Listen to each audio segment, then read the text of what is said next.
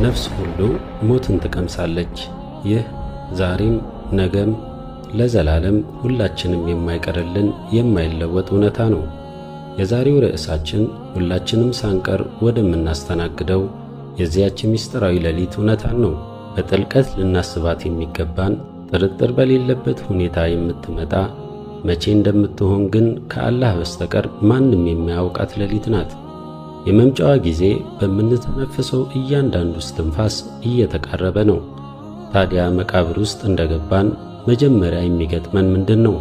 እንደ አማኝ ሁላችንም የዚህች ዱንያ ሕይወት ጊዜያዊ መሆኑን እናውቃለን። ሁላችንም የሞትን ጽዋ እንደምንጎነጭ ጥርጥር የለንም።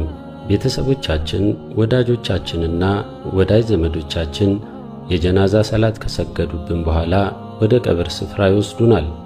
መቃብር ውስጥ ካስገቡን በኋላ ልባቸው በሐዘን ተሰብሮ አንዳንዶቹም እንባ እየተናነቃቸው ይመለሳሉ።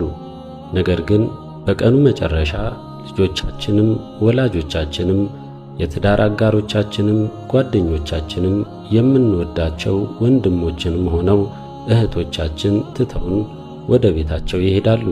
በዚያች ጠባብ ጉድጓድ ውስጥ ብቻችንን እንቀራለን። ሁሉም ሰው ከሄደ በኋላ ነቢዩ ሰለላሁ ዐለይሂ ወሰለም እንደነገሩን አንድ ታላቅ ጭመቃ አለ። ይህች ጭመቃ እያንዳንዱ ነፍስ የሚገጥማት ሲሆን ዱመቱል ቀብር ወይም የመቃብር ጭመቃ ትባላለች። እያንዳንዱ አካል በዚያ መቃብር ውስጥ ሆኖ የዚህን ጭመቃ ስሜት ይቀምሰዋል። ሆኖም በአላህ ሱብሓነሁ ወተዓላ አማኝ የሆነ ሰው ወይም ሙእሚን ሰው ይህች ጭመቃ ከረጅም ጊዜ መለያየት በኋላ ልጇን ለመጀመሪያ ጊዜ እንደምታገኝ እናት የዋህ እቅፍ ትሆናለች። ረጋ ያለች ውብ፣ በፍቅርና በእዝነት የተሞላች የመቃብር ጭመቃ በእርግጥ ይከሰታል። ነገር ግን የአማኙን ስብራት የማትፈልግ የርኅራኄ እቅፍ ትሆናለች። ከዚያም በኋላ የወዳጆቻችን የእግር ኮቴ ድምፅ ከመቃብር ስፍራ እየራቀ ሲሄድ እንሰማለን።